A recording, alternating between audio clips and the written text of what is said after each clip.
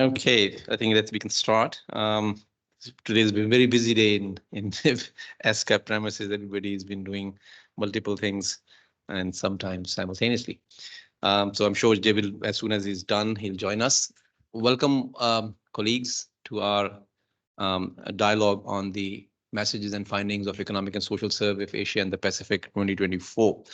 Many of you are now familiar with the publication that we do. So I'm not going to take you the publication. My colleague will make a presentation, and then we can discuss the substance side of it in a minute. I've been thinking actually, I just wanted to comment on a few ideas that how to increase or strengthen our engagement with RCs, especially in the context of this publication. So as you know, this publication has broadly two parts. One is an economic assessment of the region as a whole.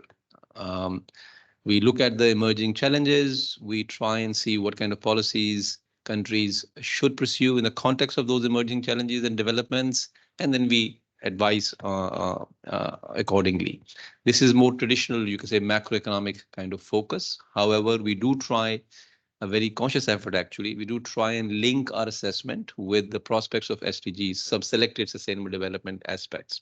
So just to give you an example, when we assess economic conditions or employment generation and discuss the data, we try and talk about, okay, so what does it mean for poverty, for instance? Economic recovery is taking place in the region, but what about inequality concerns? Is everybody recovering the same manner? Is there a recovery happening same pace within an economy? So on and so forth. Are there any trade concerns? Are there any spillover effects of global shocks, like global oil price shocks, for instance?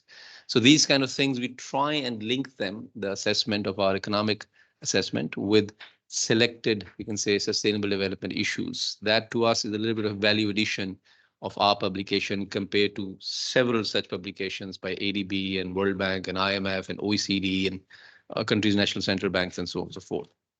So that's one side. The part two of our publication is sort of a recurring, a different one in a way every year. We work around a theme, an issue which has global importance, which is being discussed globally by the UN in particular, and then that has some relevance actually for Asia Pacific region. So it's a difficult balancing act sometimes. And that's where we do most of the, you can say, a little more detailed research and try and come up with some specific ideas that we then work with member states in terms of some of our capacity building work. So for instance, the last 1 or 2 years, we have been writing and talking about debt related concerns. I won't go into the detail of what we have done and so on and so forth.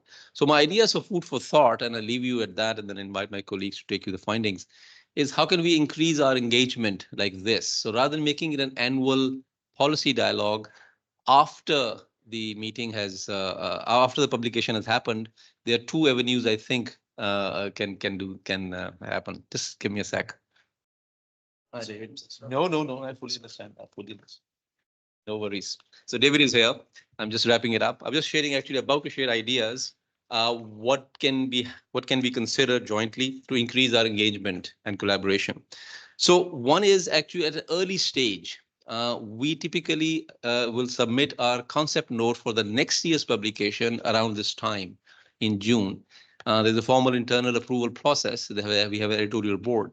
Once we get an approval from our editorial board, what I can suggest is through DCO, we can reach out to all of you and call an informal meeting. So rather than commenting on something that has already been published, like we're doing today, let's try and engage with you at the early stage. So you'll see the concept note, what area of research we intend to do in both parts, macroeconomic assessment part and the thematic research part.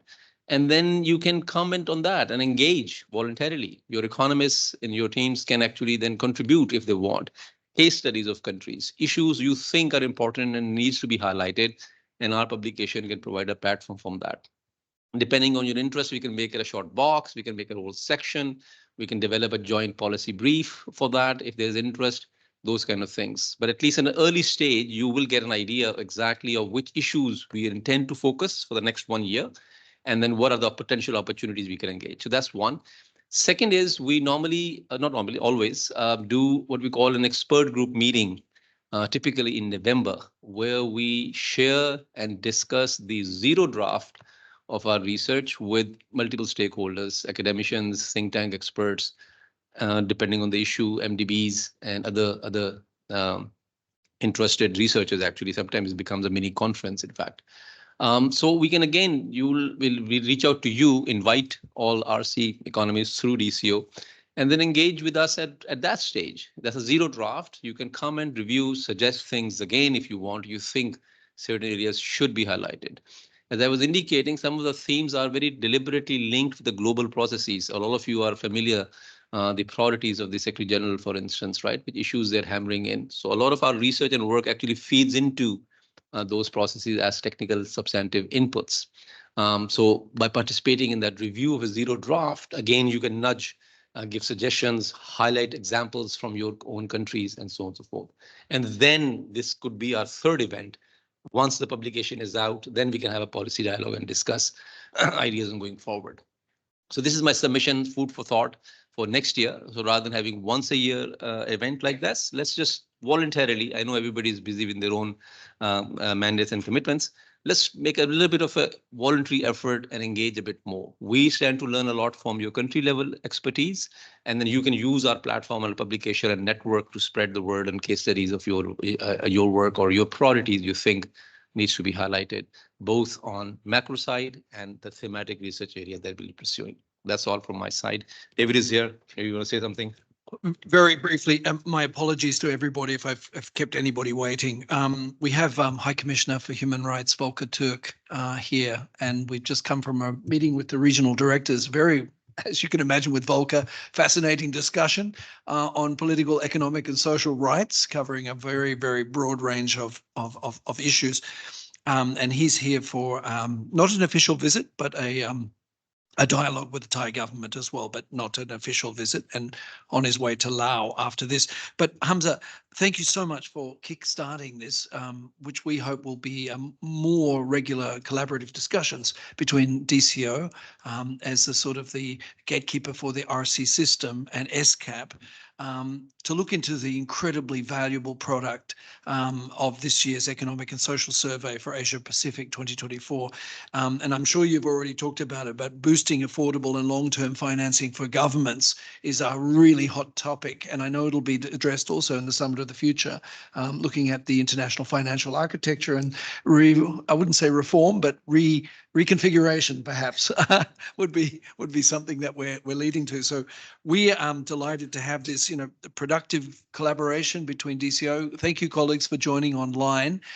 We're in conference room H here at ESCAP, and we have quite a few colleagues from across the system here in the room, but many, many more connected online. So I don't really want to take any more time, but just to say we're going to have, I think, a very interesting presentation. So Hamza, thanks again for you and your team for taking the time, and let's pass it back to the presenter for the first session, which I think is a presentation. Or are you going to do more opening remarks? No, I'm done. Yeah, just for filling in for you in a way. Great. When you start. So thank you very much for coming, and I understand fully you had commitments. So without further ado, let's hear what the survey 2024 boosting affordable long-term financing for governments is all about. And after that, we can have a discussion. Voila. Lynn, over to you.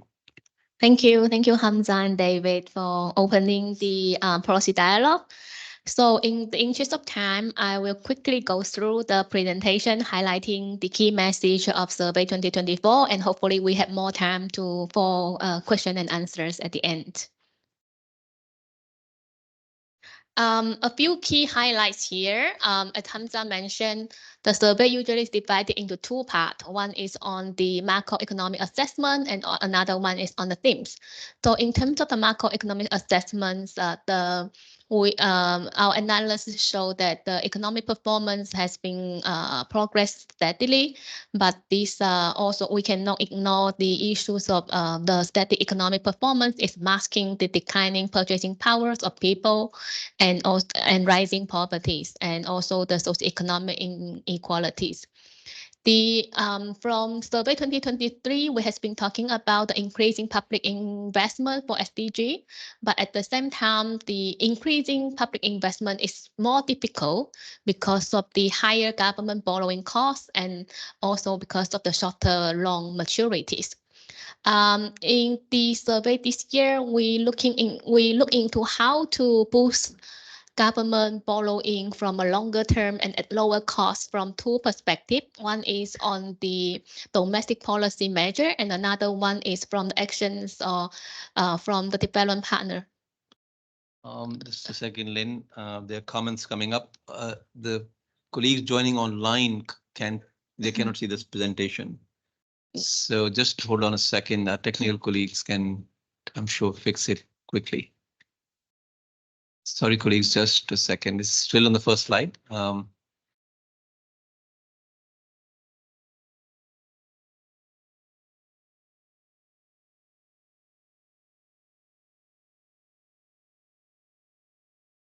No, she was on the right track there. I had to click that file.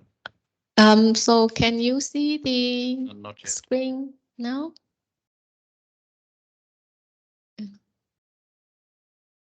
Sorry, just give us Sorry about that. a few more seconds.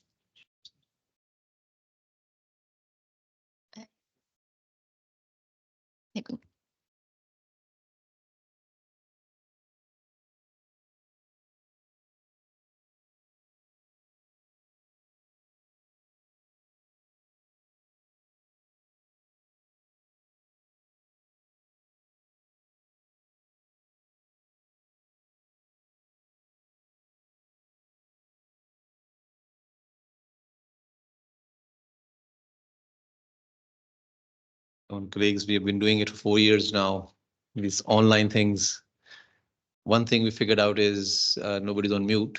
That's happens less and less. But this sharing and not seeing screen apparently still at times confuses us.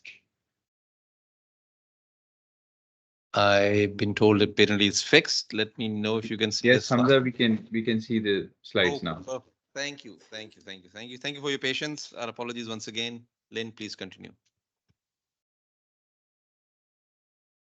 Yeah, so we analyze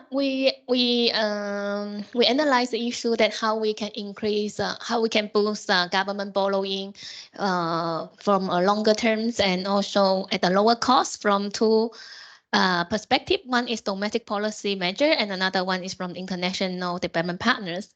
Finally, the survey also looked into the implications of the global megatrend such as demographic shift, climate change, and technology advancements, and how fiscal policymakers should adjust their policy conducts in keeping in views of these global megatrends. So here these two slides show two major macroeconomic indicators. One is the GDP and another one is inflation. As you can see that the forecast of GDP growth has been steady at around 4.8% in 2023 and to 4.4% in the next coming 2 years, 2024 and 2025, even though it is at a static trend, but it's also below the pre-COVID levels. At the same time, the inflation is stepping down from the peak at 7.5% in 2022, but it's still at a relatively high level compared to pre-COVID.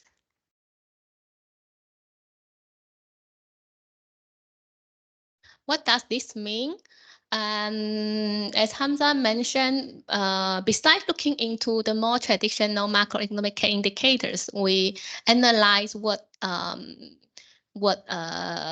below COVID, below trends GDP growth and also high inflations. What is the implications on the job recovery and also what is implications on the purchasing powers? How does that impact people's life? So you can see that the chart on the left, it shows the numbers of people employed that's in different sectors, and the graph show that even though some of the numbers of people the employment has been increasing after 2019, after the COVID, the recovery pace, the diverse among different industries.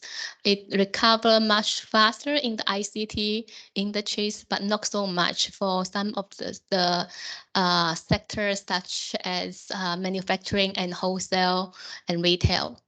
At the same time, what does the implications of higher inflation also meaning weaker purchasing powers. The chart on the right show the declines in inflation adjusted national minimum wage, and you can see that numbers of countries the inflation adjusted national minimum wages has been on a downward trend for a number of countries. At the same time, the ESCAP analysis showed that these numbers of people in the region could have been pushed into poverty has been increased by 42 millions if we measures at the extreme poverty level, and that number jumped to close 160 million if we put the thresholds higher to 3.65 per day. The chart on the right give us the pictures of the impacts on inequalities, and you can see that many countries towards the right seeing increase of income shares for those who are in the top 10%. Then you can see more peoples there are more people in the top 10% for the income share that their incomes are increasing, but the incomes of the peoples in the middle 40% and bottom 50% has been reducing. That means that is a sign of inequality. The rich people are getting richer, and the poor people are getting poorer. The 4 key risks that we highlighted in the survey, one is related to the mentioned uncertain inflation trend, and because that has implications on the monetary policies, and that also has implications on the government borrowing cost. That lead to these weak debt repayment abilities, and not just for the government, but also the household and business, which has implications on the economic growth in general. And the third one is on the uncertainties about the economic growth in China, and because China is one of the biggest the trading partner for many developing economy in the region. So the slowdown or uncertainties of economic growth momentum in China has also an impact on the economic growth for the whole regions. Lastly is the geopolitical tensions and the trade fragmentations.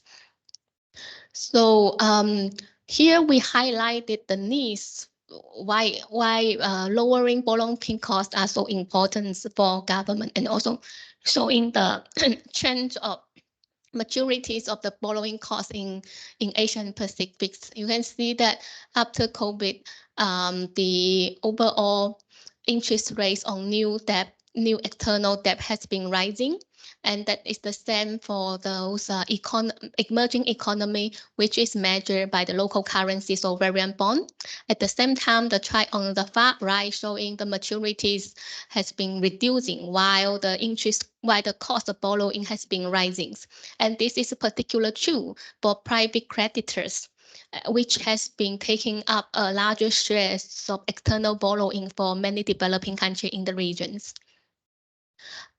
We also performed some nuance analysis on the determinants of government borrowing costs, and why some countries they are able to borrow at a lower cost, while some countries suffer from higher borrowing costs. And our regressions show that there are 4 key factors impacting the government borrowing costs.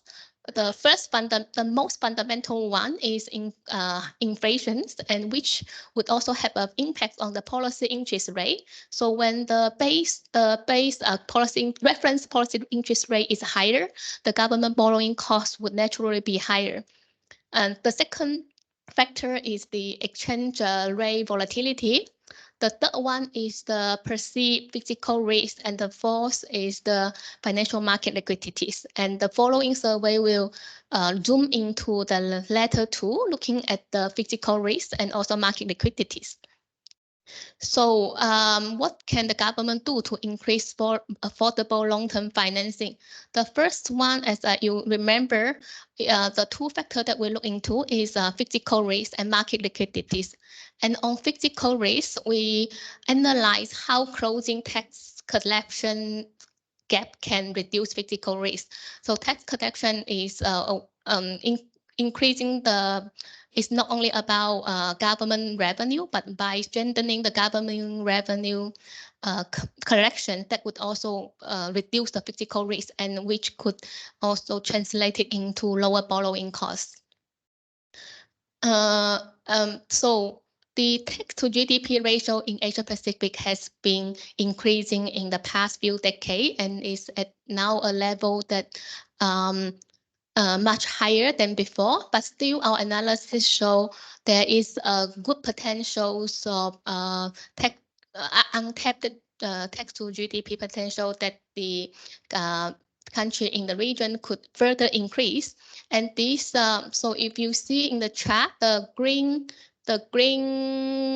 bar showing how much more the additional tax potential that each of the country listed in the chart can further benefit from. And this is a benchmark against its best performing peer. And you can see that for Iran, Malaysia, and Bhutan, the additional tax potential can be as high as 5% of GDP.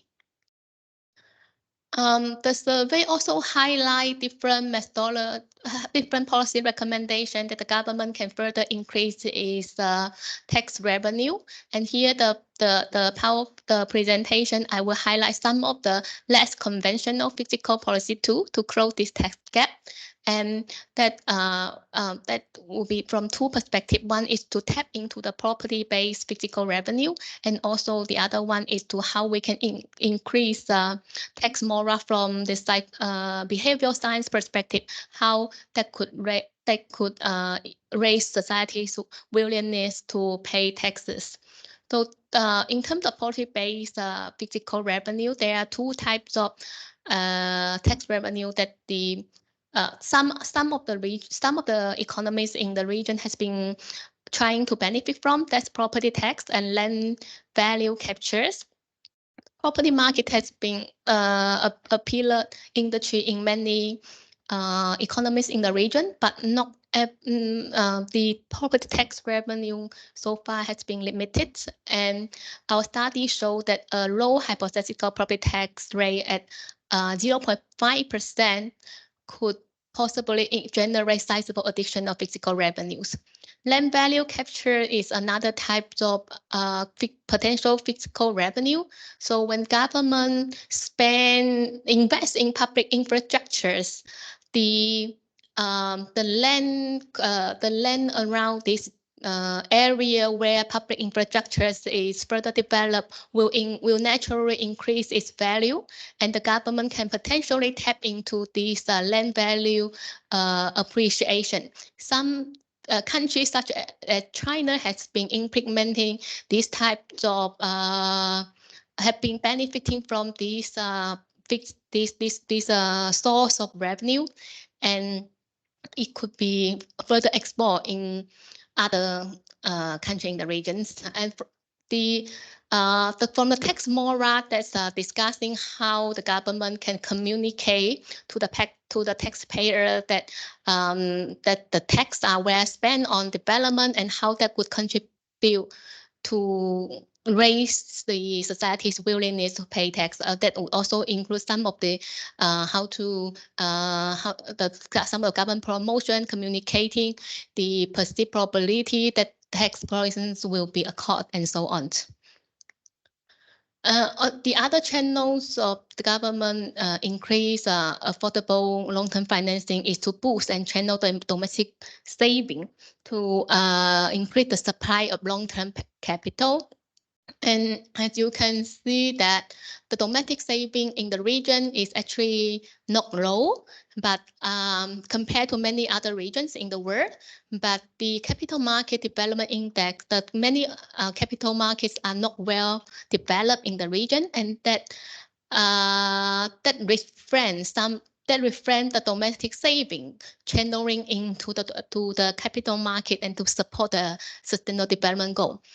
Some further developing, some policy options are suggested, such as to further develop the capital market, such as widening the investor base, increasing the secondary market liquidities, and also improving risk sharing mechanism and protecting the investor rights.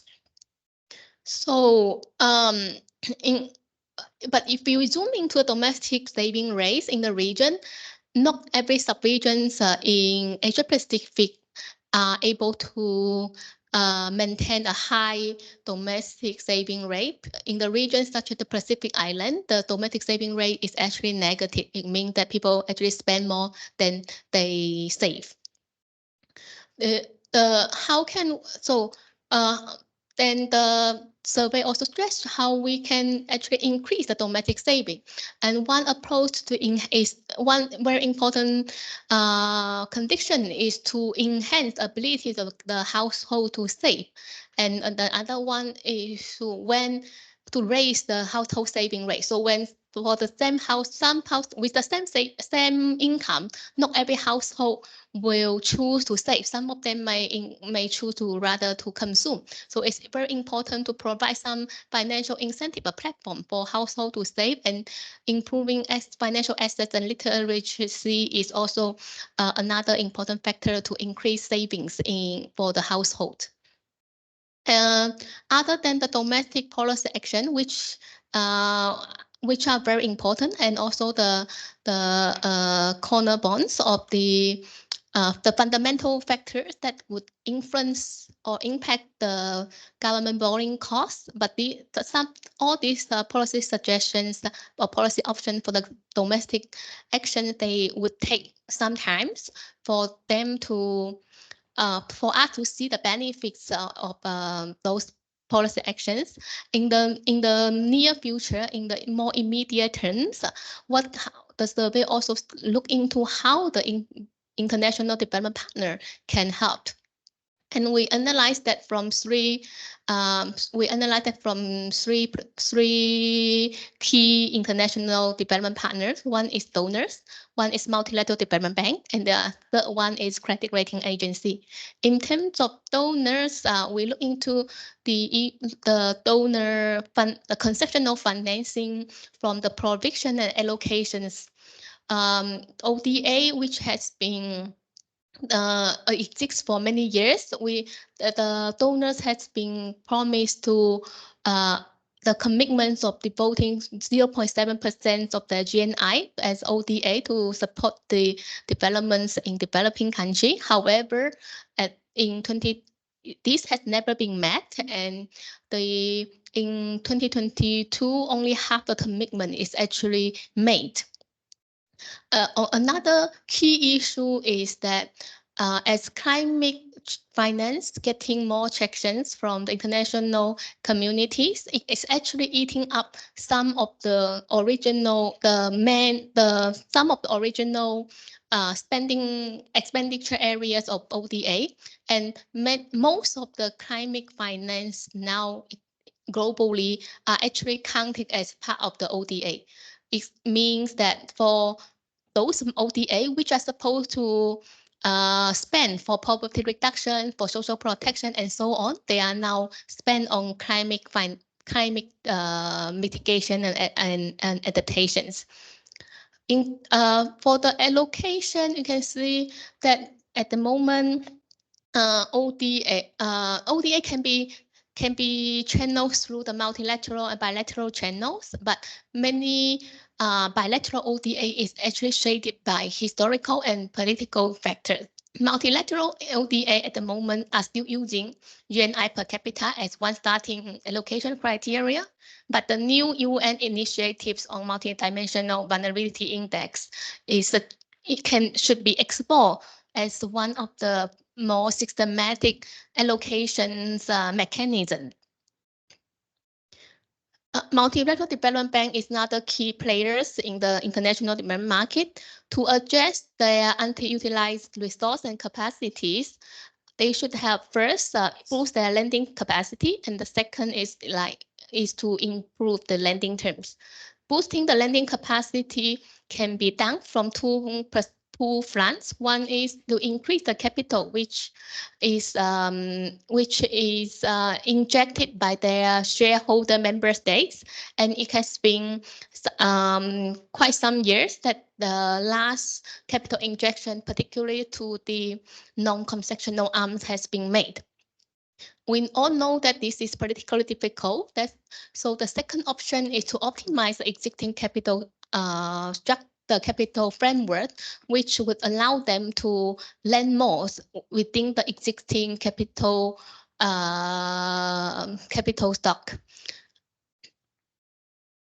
On the last international development partners is a credit rating agency, and they also have a role to play to make government borrowing at lower cost more feasible.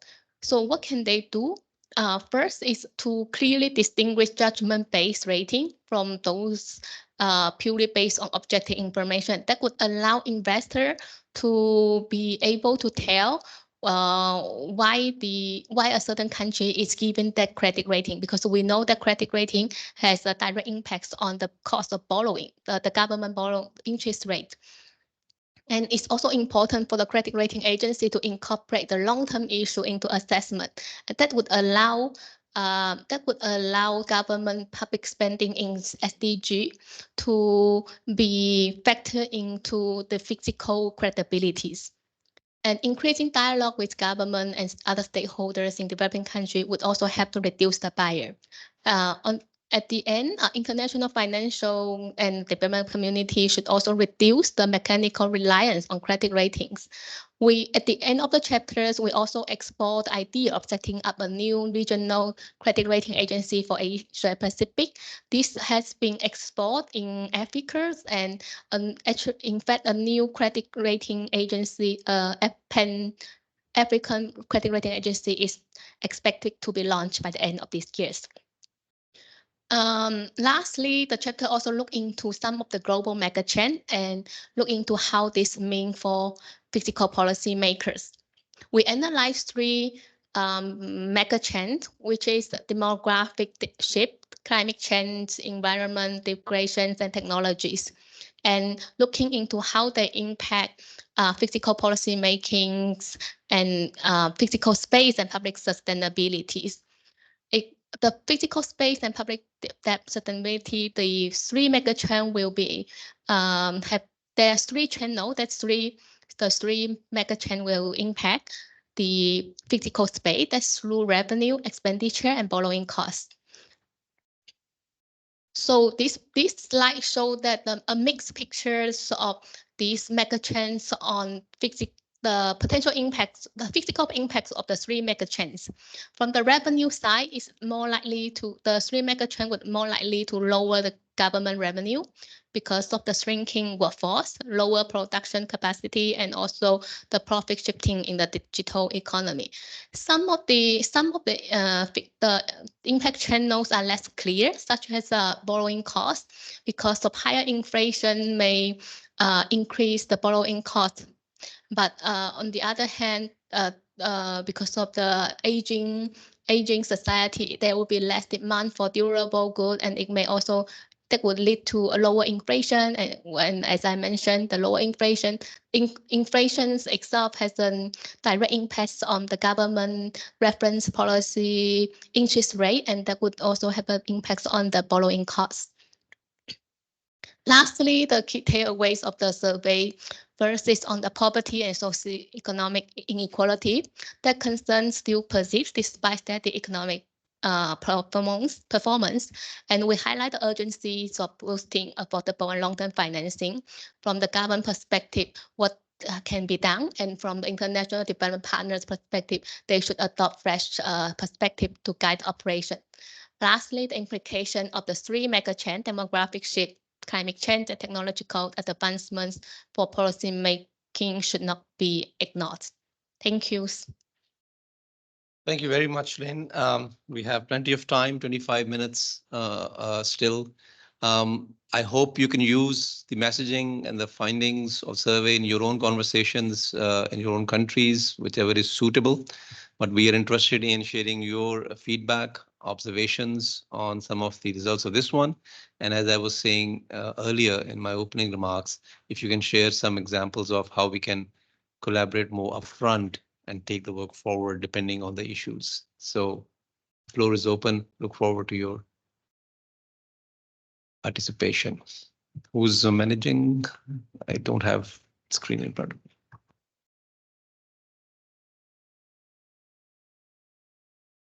I see Shah Mahmood actually right in front of me. I don't know, he's raising the hand or is it just a coincidence or what's going on?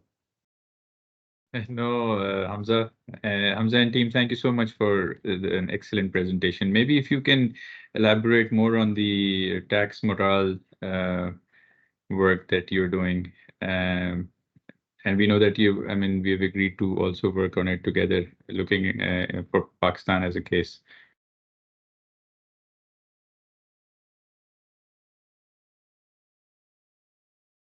Yeah, so on the tax morale, then here we try to have some case example from different country, that how different country is making use of behavioral science, how to increase the tax how to increase people's willingness to pay the tax basically.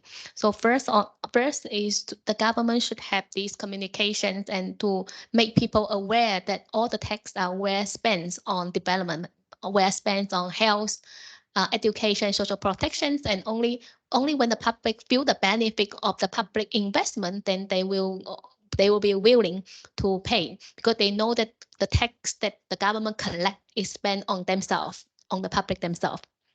And another channel is through the sale price and image. That again, this is a behavioral science issue that people feel that paying tax is a pride. Then only in that sense, they are also more willing to pay. Another one is peer and social pressure. So when everyone, all of your friends, your family, they are all paying tax, then you will naturally feel the social pressure that from the peer, from the family, that you should also be one of them. The last one is also is related to this tax avoidance and whether you will be penalized by whether you will penalize whether your the behavior, your behaviors of not paying tax, whether that would be caught by the government, because psychologically, if citizens know that if they don't pay tax and they will be caught by the government and they will be penalized, then it would also naturally increase their willingness or enforce them to pay more. So these tax morale is more from the behavioral science perspective, how the government additional to what are the traditional methods of increasing tax revenues, that given the same tax rate or given the tax structures, how the government can further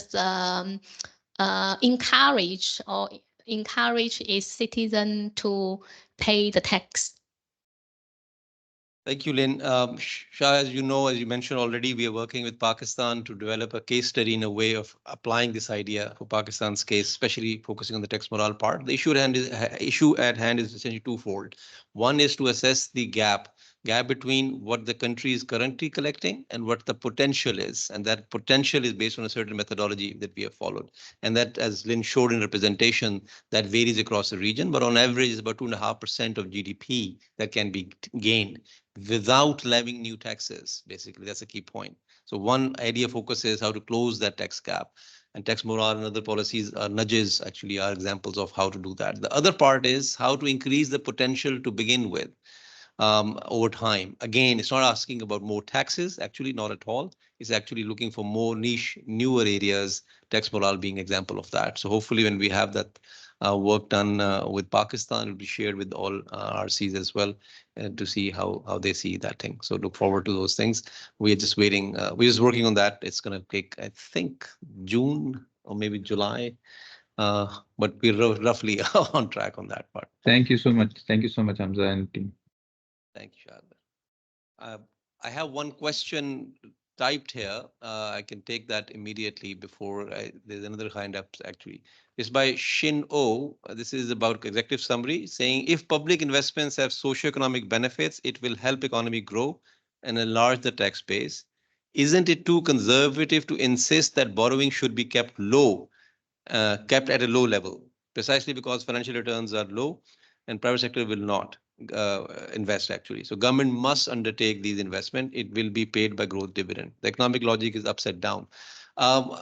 No, actually, you're precisely saying what we are saying, and we have been saying it for the last 10 years, which is public investments needs to increase to support SDGs. That's exactly has been our argument, and as I said, consistently for the last several years. So we are not arguing, as I think your question states, in the conservative sense, that we should lower investments, government-led investments, precisely for the reason that you identified. For instance, in the last survey, we actually showed the socioeconomic benefits of investing in SDGs, including the enlargement of the base from which your revenue collection increases and so on and so forth. Of course, when countries increase SDG investment led by the public sector, it has implication on the debt side. And that's a survey, last 2023 survey actually focused on this particular aspect. How do you reconcile this particular part? Or how do you assess debt vulnerability when you know public debt will go up initially as you try and increase your investments, right?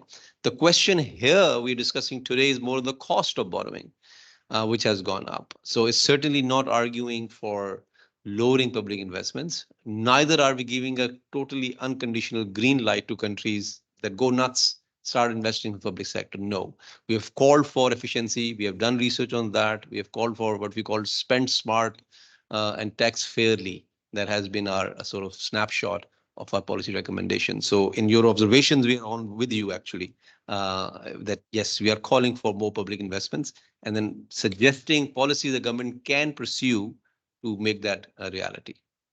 And then there's one more hand, I think, so please go ahead. Who's moderating? Colleagues, you hear me? Yes, we can, please. Hi, yeah, this is Chris Garraway calling from India. Thank you so much for a really interesting presentation. I thought it was lots of interesting, nuanced messages. In particular, the stuff about ways to increase fiscal space and work on some of the challenges related to this domestic savings. I wonder, you talk about making sure social protection is there to help the savings, precautionary savings go down. Also, we in India, this is a constant refrain we have, in our dialogue with the government about making the social safety net a bit more effective. In particular because of inefficient subsidies to agriculture, to electricity for farmers and things like this. I wonder if the report has some recommendations about balancing, how you go about that. Where do you start? Because here in India also, it really ends up being part of the fiscal federalism discussion as well, because it's the states that are putting out a lot of these subsidies. And even if the center tries to make them more efficient, they end up basically, we have a number of Indian states that are actually kind of almost bankrupt. So I wonder if you had a bit more nuanced discussion of those issues. And the second question I had, I really liked your focus on reform of the international financial institutions and the international financial architecture. And my takeaway from the most recent spring meetings is that, some of the reforms of the international financial architecture that the UN has been calling for, the window is basically closing politically. That has been open, since post-COVID time. And we also know that the FFD conference is coming up next year, FFD4. I think the first preparatory meeting is in Africa, I believe, in July. Do you have any recommendations for the positions that you think Asia-Pacific region or countries in Asia-Pacific should take with that respect? It would be interesting to hear your thoughts on that. Thank you so much. Thank you, Chris. I can take the second one and Lynn can respond to the first one. In a nutshell, you're absolutely right. The political space is closing and closing fast. To be very frank, basically advanced countries are telling UN, go fly a kite. We're not interested in these reforms that you're proposing. That's the brutal, very hard, direct message that at least I'm aware of, because we're part of very few task teams where our DESA colleagues are actually doing the negotiations or informal consultations. And this is the feedback or pushback we are getting. Even in region, we are trying to engage with MDBs, and they are reluctant to engage with the UN as a whole, or ESCAP for that matter. So yes, it's a tough sell. We're gonna keep trying to feed in as much messages as we can around the international financial architecture reforms and see how far we can take it. But what it seems right now that it may not go that far. On the second part, FFD4 consultation, there's a very formal preparatory process that is in place now. As the Regional Commission ESCAP, we are part of that process officially through a General Assembly resolution. So later in the year, we will be doing a regional consultation. And in preparation to that, we and my team actually are preparing a background issues paper, technical paper, which will set the basis for deliberations. The challenge, of course, is we have zero money to do that consultation. So the practical side of it still need to be sorted out. But the substantive side, of course, we are working on essentially three fronts. One, we are giving inputs to DESA as substantive inputs to DESA or multiple areas, or will be giving to them, which they will feed into the elements paper that DESA is developing, which will be the base document for global negotiations. So as Regional Commission, Asia Pacific, your office, for instance, if you have some specific ideas, let us know, give it to us, and we will do that before even regional consultation. We can think a bit more of engaging systematically with our system for that. So that's one area. Other is we are, of course, part of we will doing regional consultation. Based on that, hopefully we'll get an outcome, and that will be submitted to New York as a formal input to the negotiation process. So that's another area. And third one, we are trying to figure out, actually, we have dedicated streams in certain areas. So for instance, I'm part of debt work stream, and we are working on very specific ideas, the technical level, which then again, DESA will put forward for the consideration of member states. So it's like more like an individual as an expert, we are participating in those discussions. So both at the individual researcher level, at the institutional level at ESCAP, and at the platform for intergovernmental discussions in Asia Pacific, we are trying to feed inputs. So any ideas from your side or RC system in whole, we'll be happy to use them and feed into the things. Once the paper is ready, we can actually have a discussion session with RCs to get your feedback and reactions on that particular paper. But that's going to happen, I think, by August or September. So stay tuned, but very good, pertinent question. Lynn, for the second one.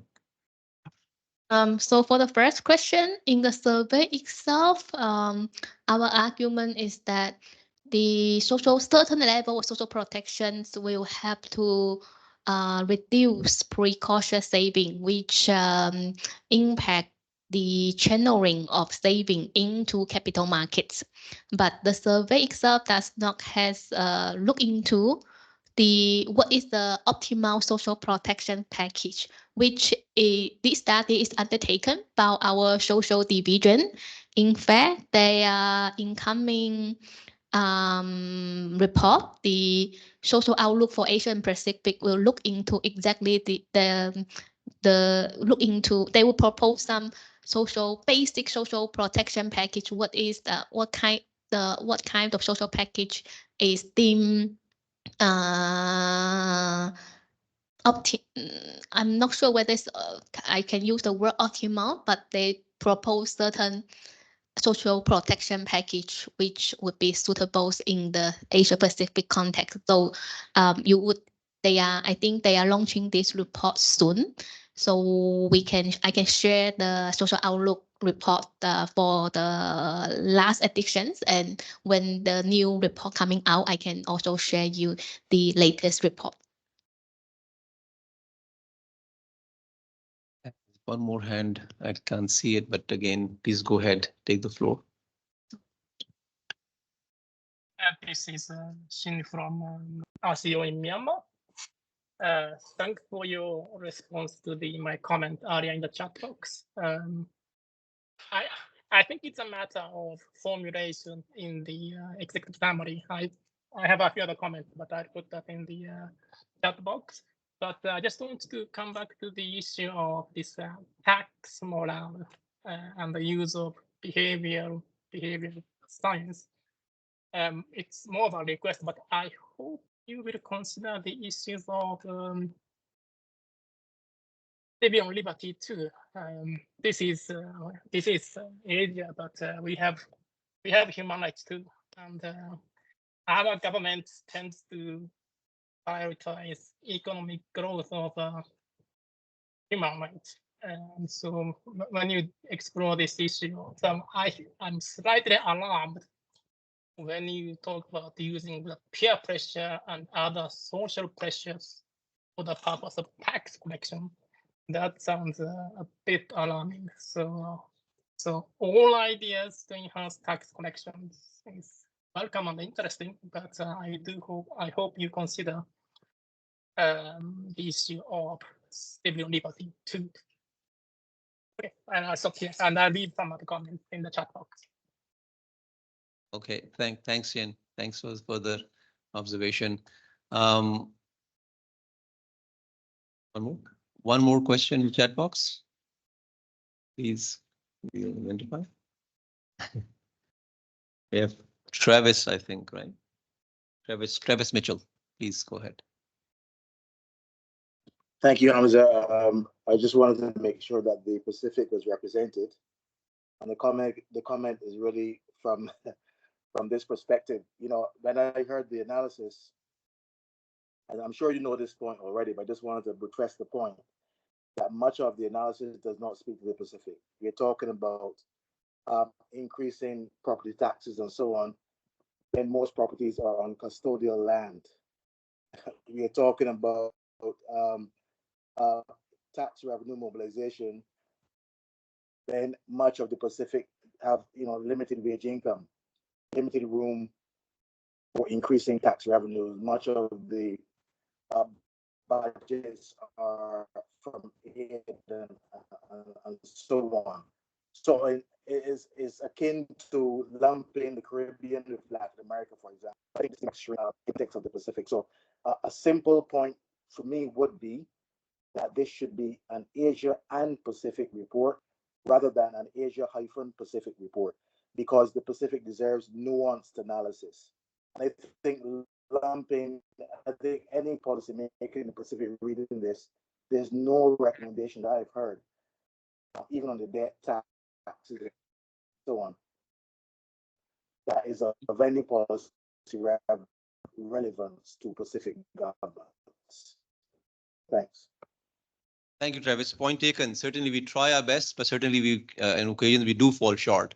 One reason I know in practice tends to be the lack of data. So when we want to get into the specifics and we have a regional picture, lack of data, especially when the Pacific, tends to be a constraint. However, that does not mean that we should not try. Like you're pointing out, it should be, and it is, an Asia-Pacific Economic and Social Survey, and we'll certainly do our best.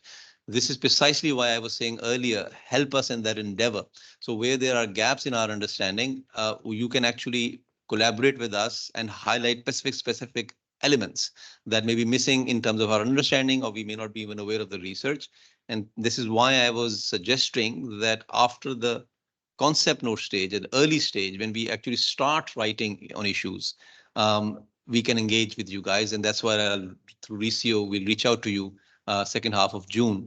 And then you can suggest off the bat, point towards data availability, points towards existing research that can bring out specific features. And that goes for other regions as well. So certainly we stand to gain and from this collaboration. So broader point, very well taken. I've received Mohammed, yeah. There are two more, but there's one, somebody else is also pointing out. I also asked a question. Richard M.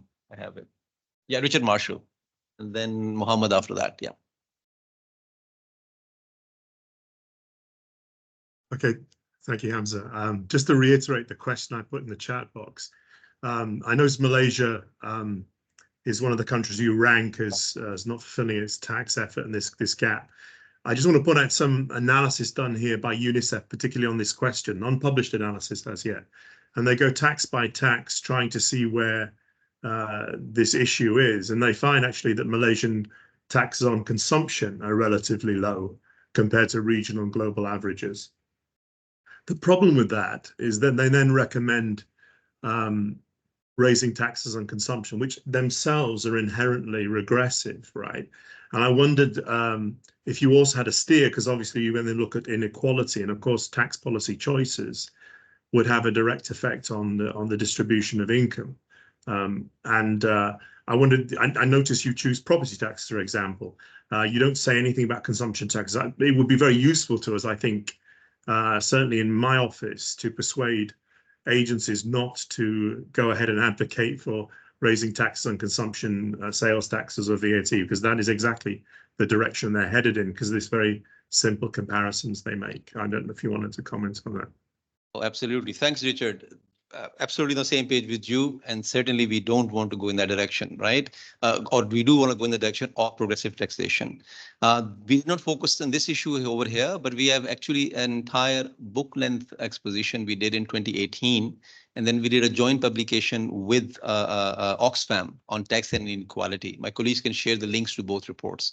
Our argument over there was exactly the same point, and we disagreed with this approach of raise taxes from wherever you can, even if it is from regressive sources like VAT, for instance. Rather, it should be more attention should be paid on progressive elements of taxation. One, and another observation related to that was, and related to Shin's comment, in fact, increasing in public investments or public service delivery actually increases the morale of the society and helps with the tax collection itself.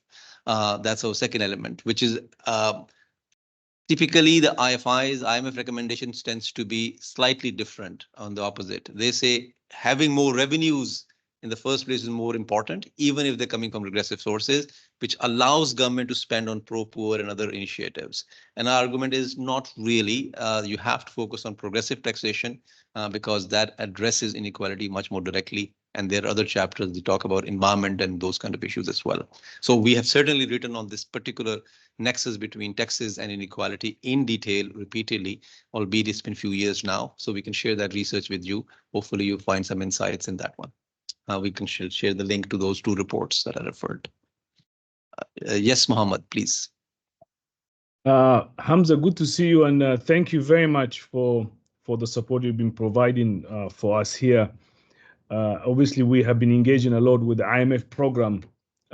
We just had the IMF country rep brief our UNCT here. But the question I had was, the studies show that IMF conditionality around tax collection, this is what is happening also in the current negotiations here in Pakistan, tends to look for macro targets in terms of increasing taxes rather than look at whether taxes are regressive and whether it targets the poor.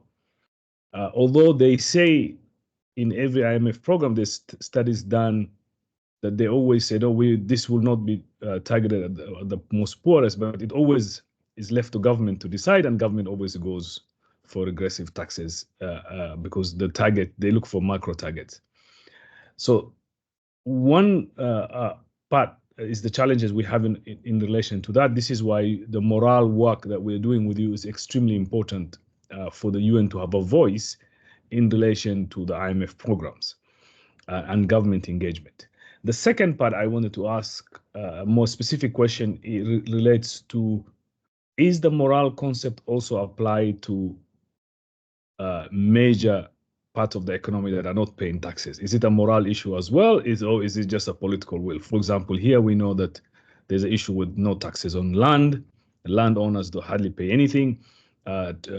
Construction, the real estate sector hardly pays any taxes here in Pakistan. Is that a moral issue as well, or is it more of a political will? I just wanted to I understand from an individual tax paying part, morale plays a role. Over to you, and thank you again for you and your team for the support. Thanks, Mohammed. Very difficult and important questions. Yes and no. Morale is related to that, but not directly. It's mostly political economy part.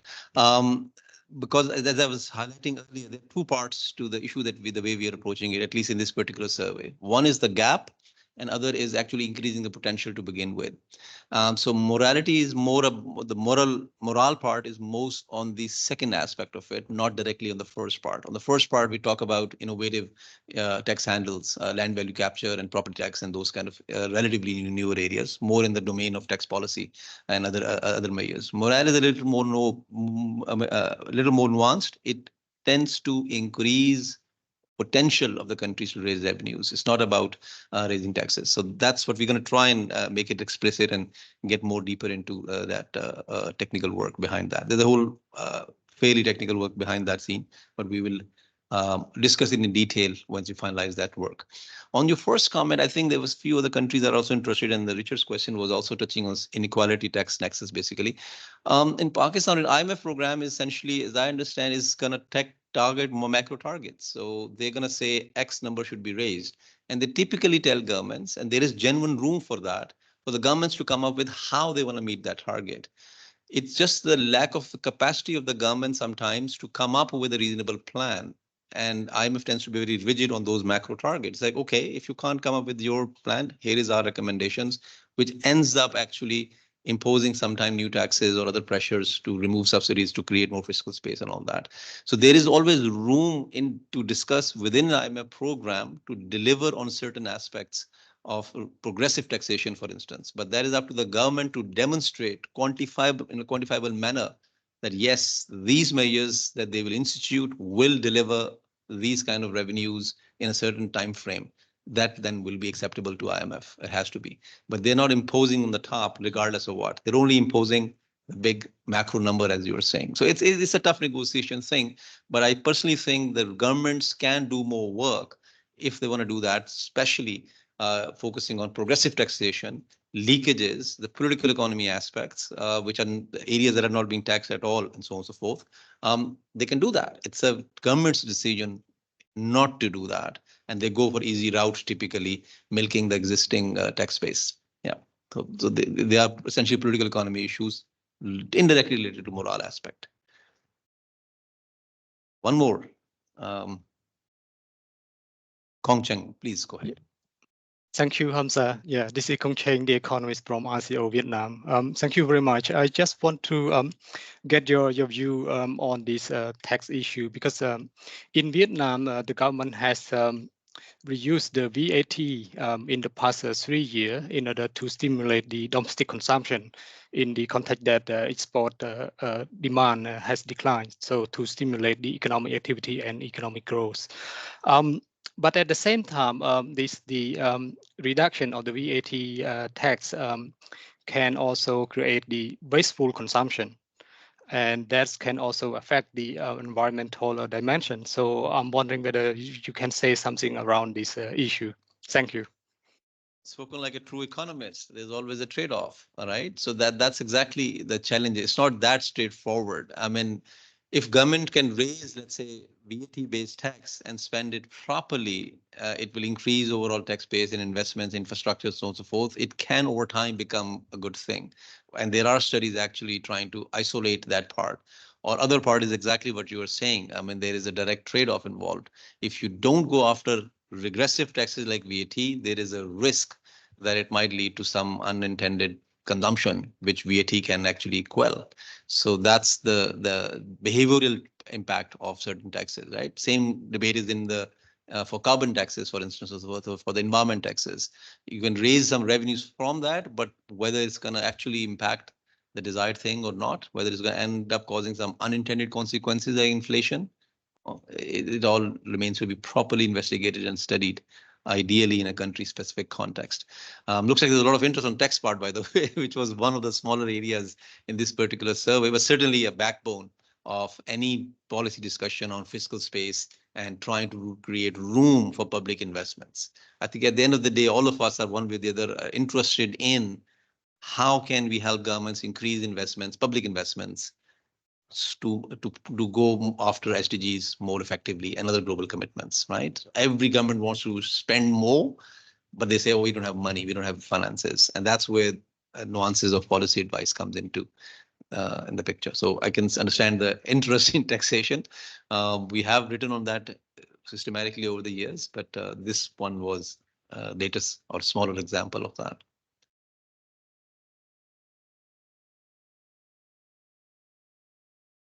Questions here? I think we've come to the end of our allocated time. Yeah. But listen, I mean, it's an incredibly interesting subject.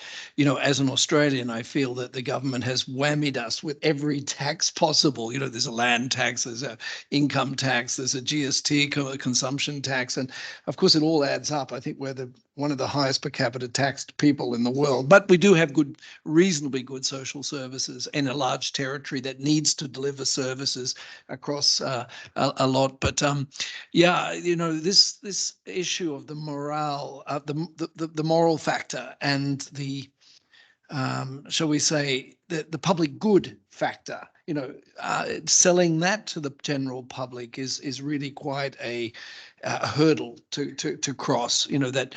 But then again, governments need to be transparent and accountable in the utilization of the taxes so that people can actually see that their taxes are being delivered in terms of services to the general public. And that is also a little bit of a PR challenge, and public relations is something that government should get in. I think that we should also be looking at this in the frame of, you know, holding a mirror up to government on its budgetary spending, more budgetary analysis, you know, how much is being spent. For example, we did this exercise in the DR Congo, which was really interesting and demonstrated that the government in Kinshasa is spending per capita the lowest in sub-Saharan Africa on health and education versus recurrent costs for salaries and defense, which were the highest per capita across. And that was incredibly embarrassing to the government. They shut us down. When we took this as a roadshow with the IMF, they basically said, you know, this is against the public interest, and we were sort of shut out of that space. But nonetheless, this is a really important part of our work in terms of sustainable development. I mean, ultimately, only through a reliable and regular tax base can we actually achieve the SDGs. Essentially, it will never be imposed from outside, but it must come from domestic consumption, domestic spending. So really, really interesting. I hope we can share all the slides and presentation with our colleagues. It's online already. Fantastic. Excellent. A link will be sent, colleagues. But this will be a good thing to discuss also with country teams, particularly in the CCA and the CF formulation, to understand, you know, what is the, you know, the current status and tax and spending it at the country level. It has to be factored into the CCA formulation process. Otherwise, we'll never get it right. But Hamza and Lynn, thank you so much. It's really, really interesting to have this, and I hope we can do more of these. You know, I know we've started a pattern, but let's keep it going, because I think this is the real value add of DCO working with the Regional Economic Commission to be able to sort of get this kind of information down to country teams and have interactive dialogues and answer questions, you know, difficult questions when we're working on this. So I don't have anything more to say, but I just would like to thank our ESCAP colleagues very much for their time and for a really, really interesting dialogue, but also a great presentation. Thank you very much, Lynn. It's really good. Thank you. No, thanks to you, David, again, for putting all of us together in this room. Just a quick concluding remark, actually, is based on some observation also in the comments, and that was I wanted to reiterate again. Engaging more systematically, right? So somebody asked this question here. Yeah, so theme for next year's survey. We're discussing internally. The likelihood is going to be between on macroeconomics and climate change nexus a little more systematically. As I said, it's going through internal processes and discussion at the moment. Currently, me and my team are debating, disagreeing with each other, that we always do. Then we will submit it to our editorial board. Once it goes through editorial board and we get a green light from ESCAP management to work on this issue, we will reach out to you. And then whoever is interested, that's a concept note stage, right? So early on, you can highlight a lot of examples from your ongoing work Pacific, for instance, can share examples from their areas, or other colleagues are also most welcome to share early on, and then work with our team to integrate some of the insights from your work in this survey. And that's the first opportunity we're going to try and create later this month. And then second one will be reviewing of the draft. And again, at that stage, you can again share some insights. We'll try our best to have it reflected jointly. As I said, there are many ways to do that. Lowest ambition is having a dedicated box to which highlight specific issues. Other could be having a full-blown policy brief. For instance, some issues we can jointly co-author over time. So let's engage early at the beginning for the next cycle, for the next survey. Thank you all once again for setting aside time and listening to us. And thanks, Lynn, for taking us through the entire presentation. Once again, thanks, David. Thank you. Have a nice, productive rest of the week and nice weekend.